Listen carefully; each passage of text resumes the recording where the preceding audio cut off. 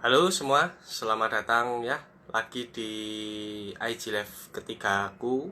Nah kali ini kita akan ditemani oleh dua orang saudara kembar ya, yang namanya adalah Twin Hosea serta yang satunya adalah Twin Joshua.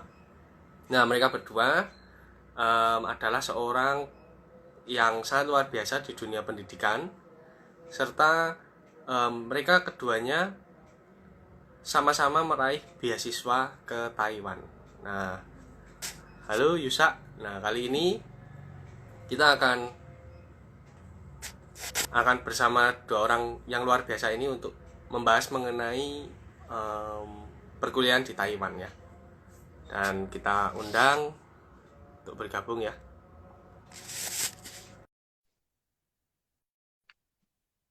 Oke,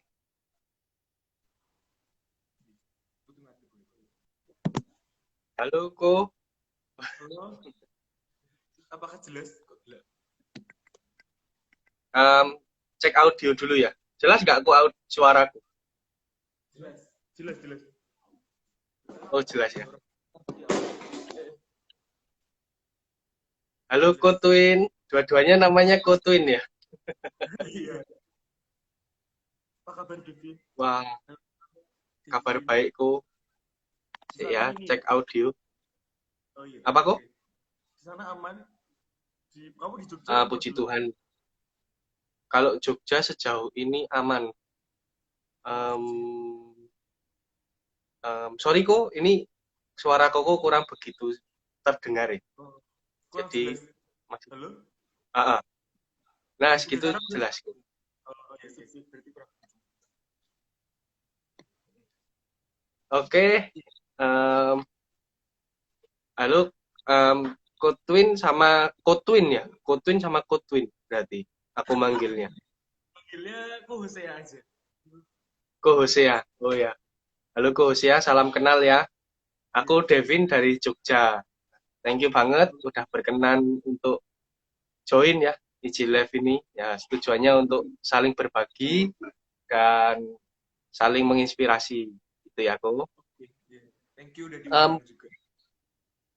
oh iya sama-sama aku. Kau boleh memperkenalkan diri mungkin dari Ko Hosea atau Ko Yosua. Hosea dulu aja yang lebih tua. Enggak, dia yang lebih tua sebenarnya.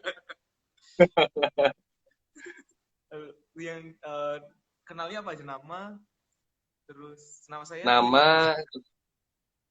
nama terus asal asal sama ya. Mungkin Sama. saat ini di Taiwan lagi ngapain gitu Bu? Oh iya, oh iya, sip, sip. Oke, nama saya Twin Hosea. Saya sekarang kalau asalnya sama kayak Twin, dulu dari satu rumah. Terus em, sekarang di Taiwan lagi kuliah, lanjut kuliah. Eh, ya, lanjut Ambil kuliah. Terus jurusan apa ya Bu? sekarang saya ngambil jurusan geologi. Geologi. Woi, Ya, mantap. geologi. Beda sama Twin. Gantian. Oke, Oke, halo, nama saya Twin Joshua. Dulu saya teman gerejanya Devin waktu di Jogja. Terus sekarang di sini saya kuliah juga teknik industri. Terus apalagi?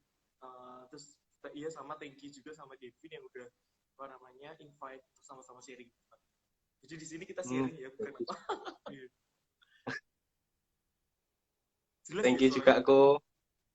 Jelas jelas kok aku. Jelas. Sip, sip. Aku langsung masuk pembahasan ya mungkin ya. Ini kan banyak juga titipan pertanyaan yang sebetulnya udah ada. Tapi kita mau bahas dulu nih Ko Twin. Nah Boleh, kok boleh. apa ya, Ko Twin Hosea dan Ko Twin Joshua ini bisa sampai ke Taiwan itu gimana ceritanya? Ini sharing pengalaman ya. Mungkin aku dulu ya, soalnya kan aku apa namanya lebih dulu ke sini. Jadi dulu waktu itu sebelum sebelum ke sini kan aku kerja ya di Jogja sebagai sales farmasi. Terus uh, waktu itu tuh uh, ada ikut kayak semacam pengajaran. Mungkin dulu Devin kenal Koheri ya. Nah waktu itu Koheri ngajarin tentang Iya. visi visi dari itu kayak setiap orang itu harus tahu visi yang Tuhan taruh dalam hati setiap orang tersebut, dan dia harus tahu agar hidupnya itu memenuhi visi dari Tuhan. Nah, waktu itu aku doa sama Tuhan, Tuhan kira-kira aku udah ngikutin visi dari Tuhan belum ya? Terus singkat cerita, waktu itu Tuhan kayak kasih visi gitu untuk jadi seorang pengajar. Tapi kalau untuk jadi seorang pengajar itu kan harus sekolah lagi kan, Vin ya. Nah, waktu itu aku tanya sama Tuhan, nah berarti ini apa namanya, sekolahnya itu di mana? Nah, waktu itu singkat cerita juga kayak Tuhan jawab tuh di Taiwan. Terus singkat cerita lagi saya mempersiapkan diri untuk sekolah di Taiwan, dan puji Tuhan diterima, dan makanya bisa sampai sini. Itu dari aku. Kalau dari kamu?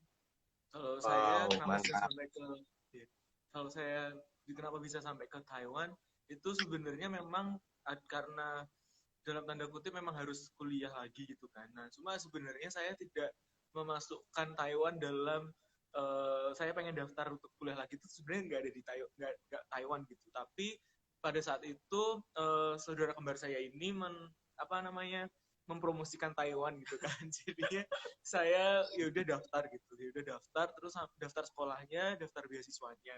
Nah, dulu di tempat kerja saya itu kayak ada semacam peraturan gitu.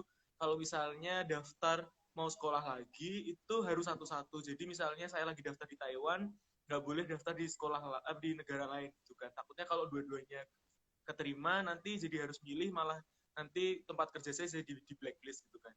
Yaudah saya tunggu, saya daftar di Taiwan, dan pada saat itu sebenarnya banyak kendala gitu ya, dari beberapa tempat di tempat kerja saya itu banyak kendala, tetapi saya lihat pada saat itu tuh Tuhan kayak buka jalan satu persatu gitu. Malah pada saat ada yang nggak setuju, tapi pimpinan saya selalu mendukung kayak gitu. Dan ya puji Tuhan, akhirnya pada saat saya ingat lagi di lapangan sama mahasiswa, itu saya terima pengumuman lewat email bahwa saya keterima di sekolah yang ini. Dan bahkan sebenarnya kalau yang beasiswa itu juga, tapi mungkin nanti ceritanya kali. Oke, keren banget ya. Dua-duanya punya cerita masing-masing ya. Berarti kalau seingatku Kotwin Joshua ini kan dari S2-nya ya, sudah di Taiwan ya. Berarti sudah berapa tahun ya aku di sana ya? Aku di sini itu September 2015. Berarti nanti September tahun ini tuh 5 tahun. Oh, 5 tahun ya. Wow, keren banget. Boleh kok sharing apa sih kok bedanya kuliah di Jogja, suasana di Jogja dengan suasana kuliah di Taiwan, terus orang-orangnya di sana kayak gimana? Itu boleh di-sharing sepengalaman Kalau kok kak. kalau untuk samanya dulu ya, samanya itu adalah menurut aku bagi orang Indo yang di sini itu tuh perasaannya bagi aku ya itu mirip sama waktu di Jogja. Kenapa? Karena di Jogja itu tempat merantau orang-orang sekolah gitu ya. Nah, di sini sebagai seorang mahasiswa itu banyak juga orang-orang Indonesia yang di sini belajar di Taiwan. Itu berarti persamaannya adalah sama-sama menjadi tempat perantauan untuk sekolah gitu ya. Jadi sebenarnya ada miripnya antara Jogja, bahkan dari segi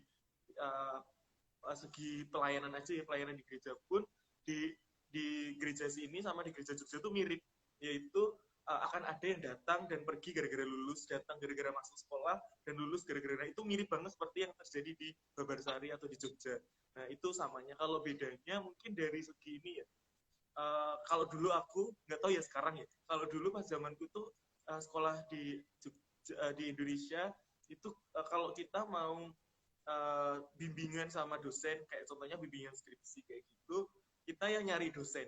Jadi kita lihat jadwalnya dosen, terus kemudian kadang-kadang kita antri, kadang-kadang kita udah nunggu tapi nggak bisa ketemu dan sebagainya. Kalau di sini tuh kebalik. Jadi dosennya yang buatin jadwal untuk mahasiswanya, kamu Wah, hari ini jam segini, contohnya saya hari Selasa jam 2 sampai jam 3 itu adalah jadwal kamu ketemu sama dosen. Jadi kamu harus datang pada jam tersebut. Jadi itu yang membuat kita kan pasti ada bosennya ya, kayak ada malesnya kayak gitu, tapi yang membuat kita mau nggak mau harus ada progres di skripsi kita, karena kan kita yang dicari ya, bukan kita yang nyari dosen. Kalau kita yang nyari dosen mah kadang-kadang kita kalau lagi malas ya udah nggak usah nyari, gitu bimbingannya minggu depan.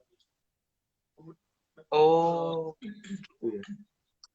Kalau dari Ko Hosea, Ya, saya kurang lebih sama, cuma mungkin yang saya tambahin aja, yang kerasa banget itu suasana atau atmosfer riset.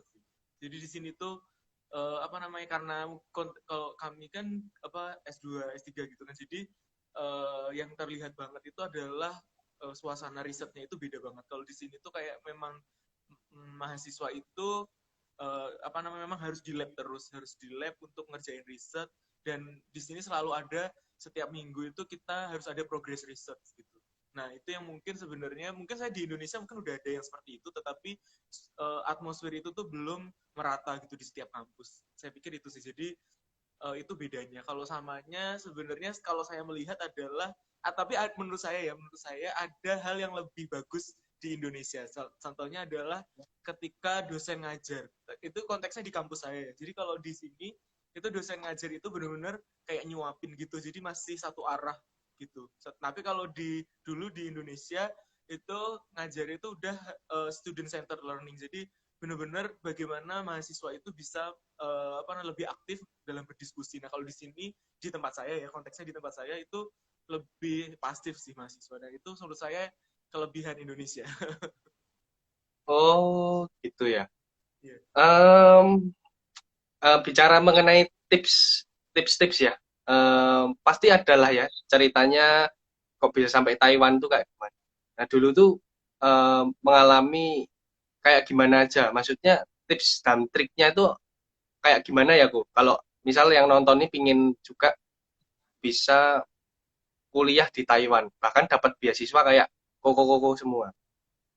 Hmm, mungkin ini sih ya, sekarang apa namanya, jadi bagi teman-teman yang mau lanjut S2, sebenarnya dulu setelah saya kesini itu tuh ada dua hal yang ada satu hal yang membuat saya tuh ada kayak paradigma baru, yaitu dulu kan saya kuliah S1 selesai, kerja 4 tahun, kemudian baru kuliah S2 ke sini. Nah, dulu tuh teman-temannya itu tuh adalah orang-orang yang habis lulus S1 langsung sekolah lagi S2. Nah, di Indonesia dulu pas waktu zaman saya, nggak tahu zaman sekarang itu kebanyakan orang akan milih kerja dulu sebelum S2, tapi ternyata sebenarnya tidak salah kalau kita selesai S1 langsung S2. Justru dari situ tuh membuat kita jadi lebih fokus dalam skill kita, lebih fokus dari apa namanya ilmu yang kita dapatkan kalau kita langsung kayak gitu. Memang apa namanya ada plus minusnya sih, kalau contohnya kalau habis kita kerja kita kan jadi ada pengalaman dan bisa kita aplikasikan di kuliah S2. Tetapi kalau di sini itu mereka seperti biasa, kuliah S2 itu seperti biasa gitu loh, maksudnya setelah lulus ya udah, itu adalah salah satu plan orang-orang sini setelah lulus S1 itu adalah kuliah S2. Nah, kalau dari segi tips adalah yang jelas teman-teman ini sih kayak apa namanya bahasa, kalau di sini kan bisa pakai bahasa Mandarin, bisa pakai bahasa Inggris. Tapi kalau kebanyakan negara-negara kan mereka pasti nyarinya yang pakai bahasa Inggris itu ini apa namanya TOEFL sih. Jadi teman-teman nyiapin kayak belajar TOEFL-nya. Jadi selama kuliah S1 itu kayak mempersiapkan diri agar nilai TOEFL-nya tuh tinggi, agar kemampuan bahasa Inggrisnya tuh bagus kayak gitu. Terus walaupun sebenarnya saya juga bahasa Inggrisnya nggak bagus, cuman kasih karunia juga sih apa namanya. uh, jadi tips yang lainnya adalah kayak ini banyak cari info. Jadi dulu saya itu daftarnya cuma satu kampus, tapi ternyata kita itu bisa daftar di beberapa kampus dan bisa jadi ada pilihan gitu loh. Oh ya, kampus ini bisa kasih beasiswa lebih gede. Oh, kampus ini beasiswanya sekian, jadi bisa jadi pertimbangan. Tapi dulu saya cuma daftar satu, jadi nggak ada pertimbangan kayak gitu. Terus tips lainnya adalah sekarang itu di sosial media udah banyak sekali info-info tentang beasiswa, dan setiap kampus bahkan mungkin setiap negara itu punya PPI atau Perhimpunan Pelajar Indonesia. Nah, setiap PPI kebanyakan sekarang sudah punya IG ya, jadi mereka punya akun IG yang menampilkan info-info tentang apa aja yang ada di kampus mereka atau di negara mereka yang berhubungan dengan pelajar Indonesia. Ini kalau saya mungkin konteksnya ke beasiswa di Taiwan kali ya. Jadi kalau misalnya kalau mau daftar beasiswa di Taiwan itu sebenarnya di Taiwan tuh ada beasiswa yang dari kampusnya, ada beasiswa yang langsung dari pemerintah gitu. Jadi pada saat kita mau daftar ke sekolahnya itu, pada saat admisi ngisi form itu akan ditanya apakah akan mendaftar beasiswa sekolah. Nah, itu saran saya lebih baik disetujui aja. Jadi daftar aja beasiswa kalian, beasiswanya. Nah, selain kita daftar beasiswa ke sekolahnya, kita juga bisa tetap daftar beasiswa yang langsung dari pemerintahnya, kayak kalau di Indonesia itu LPDP-nya. Nah, nanti Ya. kalau misalnya keterima dua-duanya, di sekolah sama yang dari pemerintah, nanti sama sekolah akan diarahkan untuk diambil yang dari pemerintah. Karena sebenarnya sumber dananya sama gitu. Jadi lebih baik daftar dua-duanya. Itu sih. Oh, jadi untuk dapat beasiswa di Taiwan itu em, jauh lebih mudah ya dibanding di Indonesia berarti ya. Hmm, kalau pada saat kami daftar mungkin iya, tetapi dari tahun ke sini, dari apa semakin ke sini itu yang daftar itu jadi semakin banyak gitu. Jadi kayaknya keketatannya semakin meningkat.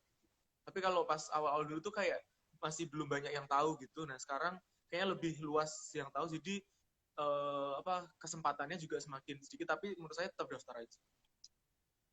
Oh, oke, paham paham. Atau Jadi Didit mau kalau dulu apa? Gimana? atau Didit daftar. Mau coba deh Didit. Ya, doainlah aku. Tapi gimana ya? Semisalkan belum bisa bahasa Mandarin itu apakah bisa kok? Apa harus wajib bisa dulu? Enggak, saya nggak bisa sampai sekarang sih masih belum bisa saya. Sebenarnya nggak harus bisa sih, cuman apa namanya kan nanti itu jadi ada dua status tahu saya mahasiswa Indonesia di sini itu yang pertama sebagai overseas scientist, yang kedua itu sebagai foreign student. Nah dulu kami itu pakai jalur yang foreign student. Nah foreign student itu kebanyakan apa namanya bisa ada yang buka kampus-kampus yang sudah buka program bahasa Inggris kayak yang saya masukin itu dia sebagian besar mata kuliahnya sudah menggunakan bahasa Inggris. Jadi tidak harus Mandarin dan nanti itu foreign student diwajibkan ngambil mata kuliah Mandarin tuh 2 semester minimal. Jadi nanti teman-teman kesini itu juga ada kesempatan untuk belajar bahasa Mandarin. Nah itu juga kesempatan yang bagus sih, gak baik. Maksudnya gratis, tapi bisa dapat skill baru. Oke oke, paham paham. Em, untuk beasiswa sendiri kok itu kan sampai sana itu kan kita berarti sudah keterima di universitasnya ya. Dan itu dijamin sampai lulus ya kok biayanya ya. Itu tergantung performansi si mahasiswa, tapi biasanya nggak masalah sih, cuma biasanya tuh ini lo ada batas rata-rata per semesternya itu berapa, tapi kalau sungguh-sungguh dan saya yakin teman-teman Indonesia di sini sungguh-sungguh ya, jadi bisa memaintain apa namanya nilai minimal yang harus dicapai dan itu aman beasiswa. Hmm, oh oke oke. Kalau untuk tempat tinggal nanti gimana kok? Apakah kita masih mencari atau disediakan asrama atau ada orang tua angkat atau bagaimana ya?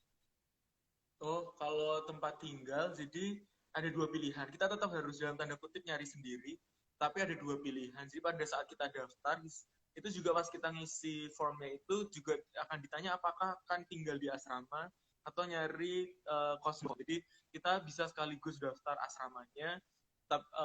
Biasanya kalau dulu kalau di tempat saya satu kamar isinya 2 orang untuk yang S2, S3 itu 2 orang, tapi kalau untuk S1 kalau nggak salah 4 orang kalau di tempat saya. Nah, tetapi kalau bagi yang nggak mau sekolah apa tinggal di dalam sekolah lewat asrama itu bisa di luar sekolah. Nah, itu tadi seperti dibilang kenapa pentingnya kita melaporkan diri atau nanya-nanya sama teman-teman di PPI, karena teman-teman dari PPI atau ISA Indonesian Student Association itu akan membantu kita untuk nyariin kos-kosan. Gitu sebelum kita datang, sebelum kita sampai di Taiwan, itu biasanya teman-teman PPI itu akan nyariin kos-kosan untuk kita gitu, membookingkan gitu. Jadi kayak reserve kosannya, nyariin kayak gitu. Jadi apa namanya kita tidak akan kayak ada orang tua angkat gitu, tetapi akan dibantu oleh teman-teman PPI. Oh, oke oke, paham paham. Em, em, ini kok mengenai PPI ya. Ketika kita mahasiswa Indonesia ke Taiwan, apakah itu akan secara otomatis tergabung dalam PPI ini ya? Atau em, asosiasinya itu? Jadi Atau kalau kita harus mendaftarkan diri baru bergabung? kalau kasus di Taiwan ya, kalau kasus di Taiwan itu ada kalau untuk yang foreign student kan ada dua ya sebenarnya, Perpita sama PPI, tapi karena bahasnya PPI, kalau yang PPI itu di sini PPI itu ada PPI negara yaitu PPI Taiwan, dan di bawah PPI Taiwan itu adalah PPI kampus.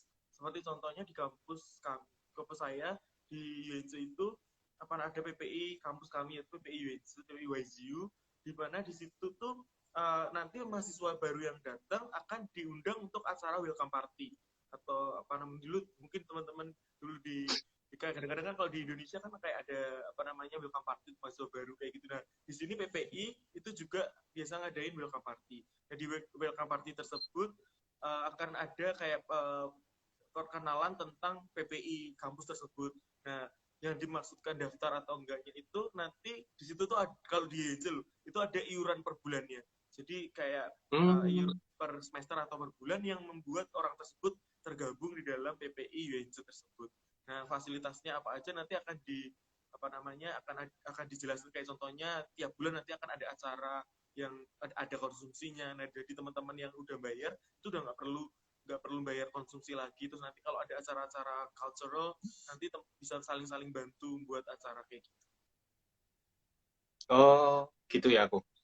Iya. Oke, berarti mahasiswa Indonesia yang ada di Taiwan itu sebetulnya mereka aman ya secara secara sosial, secara karena masih ada perkumpulan orang Indonesia berarti ya di sana ya. Yes. Bener banget. Oh, Bener oke banget. Jadi oke. nggak perlu takut Bang, jadi sendirian. oh iya, benar-benar itu. Maksudnya kalau ada kesulitan tinggal hubungi PPI nanti sama PPI akan dibantu gitu kan, Bu. Iya. Oke. Masuk Lalu ini untuk biaya hidup, ya kok termasuk coba dilanjut dulu, Pak. termasuk penjemputan. Jadi kalau dulu kan kita pikirannya oh ya ini negaranya kita belum pernah ke sana, nanti di sana gimana? Sampai PPI itu memikirkan nanti pas di bandara jemput. Jadi pas dijemput pun nanti, maksudnya pas nyampe di Taiwan pun jangan takut sendirian karena biasanya setiap PPI itu akan ada program untuk jemput mahasiswa baru.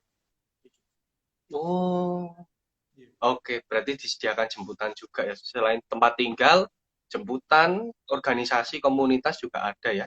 Wah, keren keren Benar. keren. Oke. Ko Twin sama Ko Twin berdua ya, Ko Jo sama Ko Hosea. Mengenai biaya hidup gimana kok di sana? Apakah biaya hidupnya jauh lebih tinggi dari Indonesia atau sebetulnya sama saja? Kalau biaya hidup itu sebenarnya di Taiwan ini kayak secara umum itu dibagi tergantung kotanya gitu ya. Kalau misalnya kayak sebenarnya kayak di Indonesia kan kayak misalnya biaya hidup di Jakarta sama di Jogja itu beda.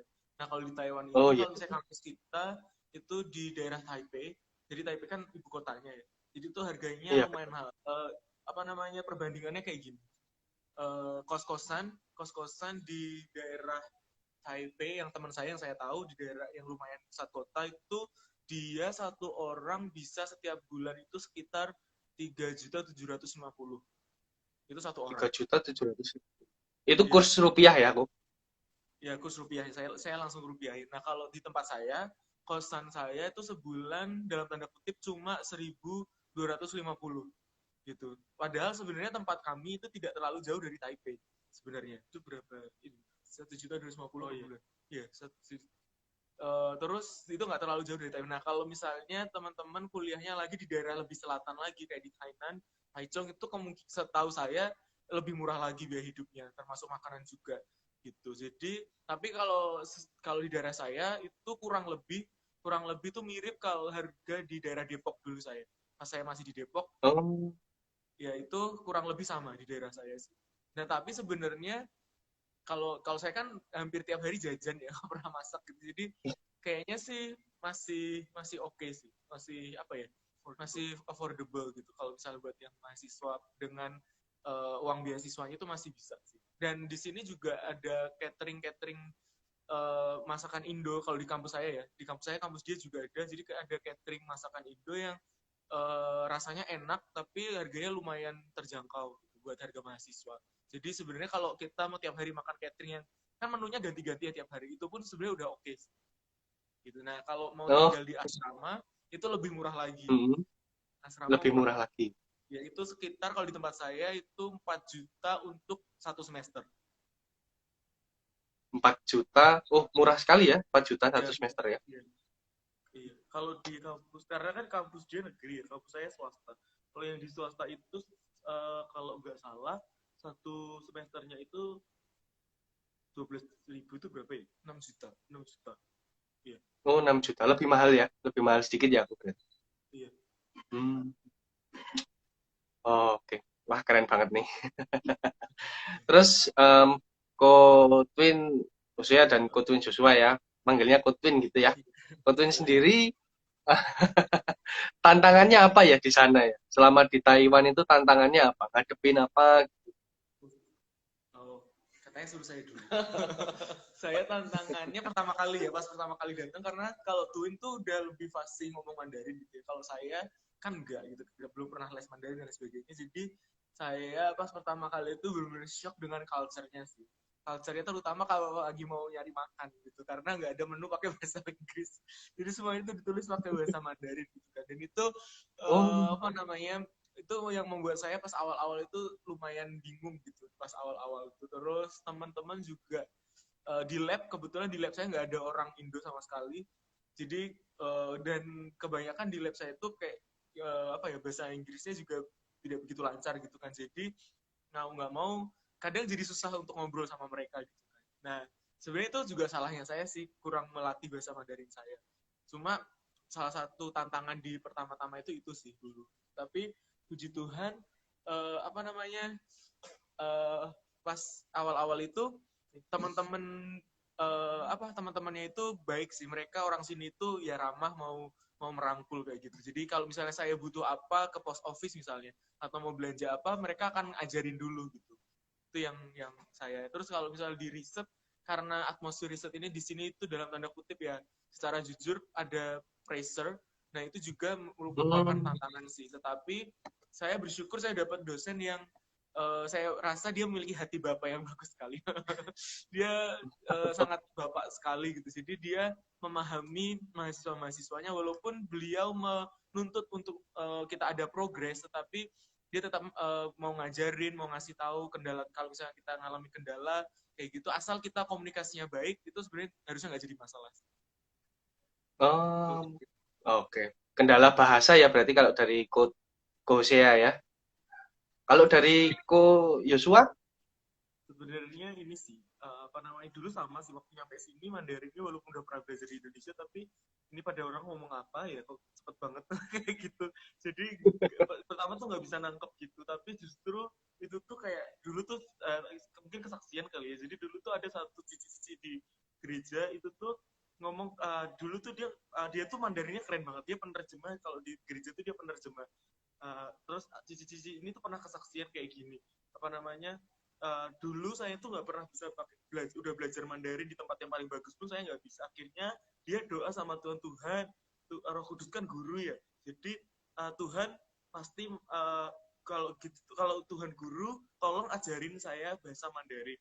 Dan akhirnya dia dengan dia belajar dan dia itu seperti dituntun Tuhan untuk bisa bahasa Mandarin. Terus saya juga doa gitu sama Tuhan, Roh Kudus kan guru ya, saya pengen minta Tuhan tolong bantu saya untuk bisa belajar bahasa Mandarin. Terus waktu itu dengan apa ya, maksudnya Tuhan tuh kayak apa namanya, mengkondisikan saya untuk terus belajar kayak gitu, terus belajar bahasa Mandarin, kayak nonton drama Taiwan.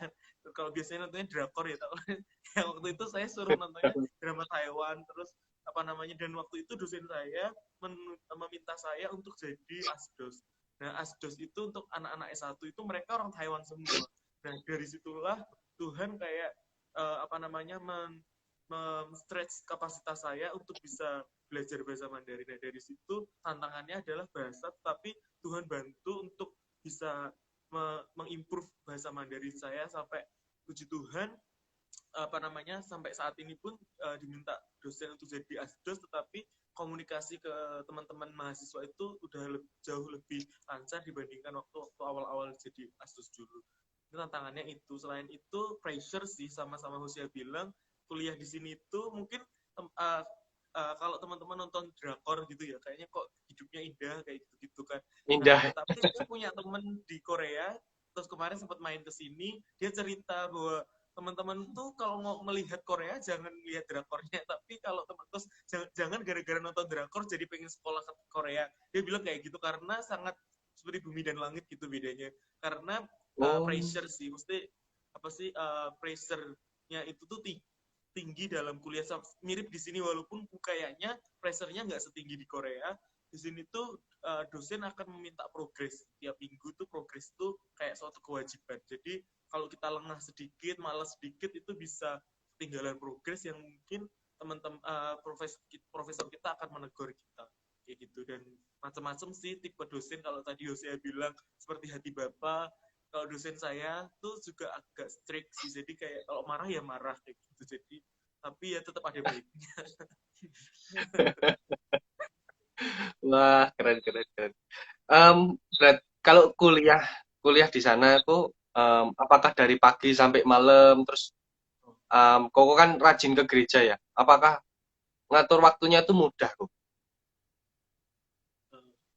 Pagi kalau di sini tuh kuliahnya, tapi jujur ya kalau untuk gereja itu malah lebih sibuk di Indonesia daripada di sini, karena di sini itu kondisinya beda. Jadi karena di sini tuh bukan negara yang dalam artian mementingkan agama seperti di Indonesia. Jadi kebanyakan mungkin kebanyakan banyak yang nggak percaya Tuhan. Jadi mereka kayak Sabtu Minggu masih ke kampus, mereka masih apa kayak gitu. Jadi kehidupan gereja di sini tuh akan lebih banyak di hari Sabtu Minggu doang. Kalau di Indonesia kan ada ibadah tengah minggu, kayak Rebo kan fresh ya, Rebo kan komisal kayak gitu dan sebagainya. Tapi di sini tuh hampir semuanya tuh di hari Sabtu Minggunya. Jadi untuk kuliah kita bisa lebih fokus sih, lebih fokus untuk di kuliah kayak gitu, karena kuliah di sini mirip sama kayak di Indonesia, ada yang dari pagi, siang, sore sampai malam. Paling malam itu kalau di kampus saya mulai 6:30 selesai 6:30. Kalau kamu enggak, kayaknya sama sih. Jadi memang kalau karena kuliahnya juga biasanya cuma Senin sampai Sabtu, Senin sampai Jumat.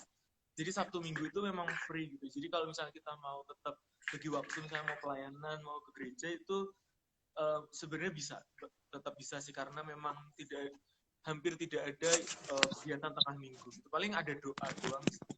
Maksudnya itu pun sebenarnya 2 jam aja gitu, jadi harusnya tidak terlalu mengganggu. Tapi kalau kuliah ya kalau yang S1, S2 itu bisa sampai malam. Oh, oke oke. Kok sorry, ini suaraku kedengeran ya sekarang ya? Kok pakai headset? Oke. Oh, oke, tadi agak hilang-hilang soalnya. Tak pakai headset. Oke, kok Twin sendiri ada nggak apa ini sih saran dan masukan ya supaya nanti waktu orang-orang yang nonton video ini tuh pingin kuliah ke Taiwan itu nggak kaget. Saran masukannya gimana ya, Bu? Terus mengenai gereja ya, dua pertanyaan langsung ya. Mengenai gereja, terus tempat ibadah, mungkin seperti masjid dan lain-lain, apakah di sana orang-orangnya toleran-toleran atau bagaimana kayak gitu? Kalau yang pertanyaan pertama tadi nih ya, tips sih. Apa saran? Saran kayak gitu, ini sih yang jelas, walaupun kita kuliah bahasa Inggris di sini, tetapi bahasa Mandarin itu sesuatu yang penting juga di sini. Jadi kalau teman-teman ada visi untuk kuliah di Taiwan, sebaiknya belajar Mandarin. Sebaiknya tetap belajar bahasa Mandarin, kayak in conversation kayak gitu-gitu. Terus apa namanya, bahasa Inggris juga, kayak maksudnya karena kan teman-teman kuliahnya pakai bahasa Inggris, jadi sebaiknya juga memperdalam bahasa Inggris kayak gitu. Walaupun untuk daftar di sini, kalau menurut saya TOEFL-nya nggak harus tinggi-tinggi, nggak, ya maksudnya cukup sih. Kayak dulu saya nggak terlalu tinggi tapi puji Tuhan keterima kayak gitu. Teman saya yang lebih tinggi juga keterima. Jadi sebaiknya minimal dua itu sih. Sama ini, kalau dulu saya seperti yang kamu bilang tadi tentang tempat ibadah, sebaiknya sebelum teman-teman ke Taiwan atau ke negara manapun, carilah dahulu komunitas itu. Atau at least setelah nyampe di negara tersebut, carilah komunitas agar teman-teman tuh nggak salah pergaulan sih. Karena dulu pengalaman aku sebelum nyampe Taiwan tuh 3 bulan atau 2 bulan sebelumnya, saya sudah searching di apa namanya, di Google kayak gitu atau di Facebook, gereja yang dekat sama kampus kita apa. Dan puji Tuhan ada gereja Indonesia, yaitu GBI di sini kami, dan ada beberapa gereja lain gereja Indonesia. Dan kalau tadi Devin tanya tentang tempat ibadah lain, ada kayak masjid gitu, ada pura nggak tahu, kalau kalau vihara ada juga, tapi bukan, nggak tahu yang bahasa Indonesia ada apa enggak. Kalau yang gereja yang berbahasa Indonesia udah banyak. Kalau yang masjid itu juga ada, dan toleran karena kayak di kampus saya, kampus Hosea itu ada, kalau di tempat saya musola, kalau di kampus Hosea masjid. Mungkin kalau kamu gimana? Oh, Kalau tipsnya kalau dari saya ini sih, tadi sama, selain itu adalah cari informasi sejelas-jelasnya. Jadi kalau misalnya teman-teman mau kuliah, kan sebenarnya kalau mau kuliah di sini tuh banyak jalurnya. Bisa kayak misalnya saya dapat informasi dari Twin, atau misalnya kita bisa cari sendiri di internet gitu. Terus kalau mau daftar pun bisa langsung daftar ke sekolahnya. Ada juga yang daftar lewat agen gitu. Jadi di Indonesia itu ada agen yang apa menolong untuk mendaftarkan di sekolahnya, ngurusin visa dan lain sebagainya. Nah, saran saya adalah apa namanya, cari informasi sejelas-jelasnya, terutama kalau misalnya teman-teman ada tawaran, misalnya beasiswa, tawaran sekolah di sini kayak gitu, sebelum say yes itu boleh di cross check dulu ke PPI Taiwan lah, minimal tuh PPI Taiwan, supaya kita bisa bantu tolong untuk mengecek apakah ini informasi benar atau enggak gitu. Karena itu menurut saya penting juga untuk di cross check gitu. Jadi supaya untuk menghindari hal yang tidak diinginkan juga kan. Terus kalau tempat ibadah, kalau yang muslim di tempat saya, di sekolah saya itu ada. Jadi kalau apa ada selain musola di setiap fakultas, ada juga masjid pusat gitu juga ada. Itu jadi sangat toleran sih menurut saya. Di Taiwan ini saya sangat toleran, dan masjid raya pun di setiap daerah ada. Itu di Taipei ada, di Chongli ini ada, saya pikir di Taoyuan juga ada. Karena orang Indonesia banyak banget di sini. Orang Indonesia benar-benar banyak. Hmm, kayak gitu ya aku. Wah, keren-keren. Wah, thank you banget kok, ini jadi banyak belajar ya dari Koko berdua ini mengenai Taiwan ya. Iya, sama-sama. Eh, Mungkin itu komunitas itu penting. Maksudnya cari komunitas gitu biar kita itu punya keluarga di negara orang. nah, setuju banget kok, bener sih. Karena di negara orang kita kalau nggak ada komunitas juga repot ya nanti ya. Nggak tahu Iya, mau kemana. iya. Oke. Tadi ada pertanyaan sih kok, cuma pertanyaannya mungkin nggak menyangkut mengenai Taiwan sih. Pertanyaannya kapan sih Coldwin balik ke Depok ke Indonesia? Rencananya tahun depan. Oh, tahun Kan depan ya. Kalau tahun ini nggak bisa ya aku. tahun Corona ini ya. pandemi ya. Jadi teman-teman saya juga pada nggak pulang. Oh, Lebih pada pada nggak pulang ya. Karena soalnya kalau Corona ini pulang, kok berarti. ya, kalau pulang misalnya kita dari sini bisa masuk Indo, nanti pulang ke sininya harus dikarantina lagi. Jadi kayaknya malah, dan nanti kalau kita pulang ke Indo harus dikarantina dulu, nanti habis waktunya gara-gara karantina. Jadi kayaknya pada nggak pulang. Ah, oh iya iya, bener sih kok. Bener setuju 2 minggu ya menyita waktu banyak sih bener-bener ya. Hmm, oke. Kok mungkin hampir 40 menit ya kita ngobrol ini. Tapi aku rasa mungkin udah cukup ya mengenai informasi mengenai kuliah di Taiwan. Iya. Mungkin terakhir aja ya. Ini terakhir pertanyaan pamungkas sebelum saya tutup ya nanti. Apa rencana Coach Twin berdua ini setelah lulus dari Taiwan? Di Indonesia mau ngapain? Kan rencana mau balik Indonesia kan, kok nggak di sana toh? Enggak. Mungkin rencananya itu sih, apa namanya, lulus pasti kembali lagi ke Jogja untuk mengajar sih, untuk kerja di kampus alma mater saya dulu. Terus ya mungkin itu sih, sama ini sih sebenarnya saya pengen banget, ada kerinduan itu kayak karena ada pengalaman di sini ya. Jadi kayak teman-teman nanti yang entah nanti mahasiswa di kampus tersebut atau di kampus-kampus lain, atau mungkin teman-teman di gereja kita di mana di mesti di dekat Babarsari, di Babarsari sana, kalau mamanya mereka kayak menginginkan untuk ke Taiwan gitu, kayak istilahnya apa ya, kayak jadi maksudnya non formal konsultan gitu, jadi biar teman-teman yang mau ke Taiwan itu bisa dibantu kayak gitu, mesti ada kerinduan di situ. Oke. Mau bantu teman-teman yang pingin kuliah di Taiwan berarti gitu ya, aku jadi konsultan Ya tapi non formal, sebenarnya konsultan dari non formal. Oh, ya istilahnya mau bantu gitu ya aku. Berarti iya, balik ke Atma Jaya lagi aku. Jadi dosen di iya, sana ya. iya. Kalau dari ku Husia, Ya, kalau saya sama paling balik, pasti harus balik, dan saya juga sebenarnya Devin ini dalam minggu ini orang keempat yang tanya hal yang sama. Tetap di Taiwan atau pulang, tapi saya tetap jawabnya pulang.